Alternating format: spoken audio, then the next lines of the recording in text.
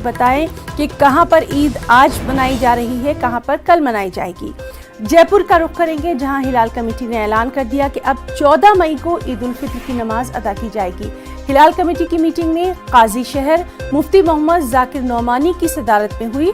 Meeting में chief काजी राजस्थान काजी खालिद उस्मानी, जामा मस्जिद के इमाम मुफ्ती सैयद अमजद अली वगैरह ने शिरकत की, जिसमें कोरोना गाइडलाइंस पर सख्ती से अमल करने की अपील की गई।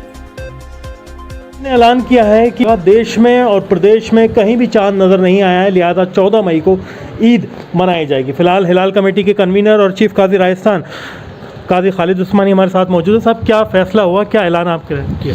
देखिए, पूरे हिंदुस्तान में कहीं पे भी चांद नज़र नहीं आया और सभी जगह की हमने जो है वो इत्तलाएँ हासिल कर सभी जगह से जो इत्तला मौसूल हुई और जो पूरे राजस्थान के अंदर कहीं पर भी कोई चांद नज़र नहीं आया।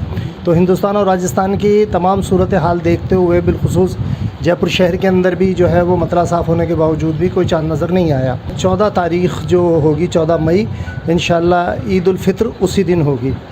वैसे अल्लाह के नबी अलैहिस्सलातु वस्सलाम की हदीस पाक भी है कि सुमू लिरुय्यतिही वफ्तिरू लिरुय्यतिही, चाँद देखकर रोज़े शुरू करो और चाँद देखकर ही रोज़े ख़त्म करो। आपने अपील भी की है कि भाई जो कोविड की गाइडलाइंस है उसका सख्ती से पालना करें, तमाम चीज़ों का ध्यान रखें, ख़ुद का ध्यान रखें, मुस्तहिकों का ध्यान रखें। जी हाँ, इसके ऊपर हमने एक अपील की है और अपील ये की है कि तमाम जो मुसलमान हैं, गैर मुस्लिम भाई हैं, वो सब सोशल डिस्टेंस कायम रखें और मास्क का इस्तेमाल करें और सैनिटाइज़र का यूज़ करें। साथ ही बिलखुसूस मुसलमानों से दरख्वास्त है कि वो अपने घरों में ही जो है ईद की नमाज की अदायगी करें। जी बिल्कुल, तो ये एक बड़ा ऐलान है पूरे राजस्थान के लिए, हिंदुस्तान के लिए।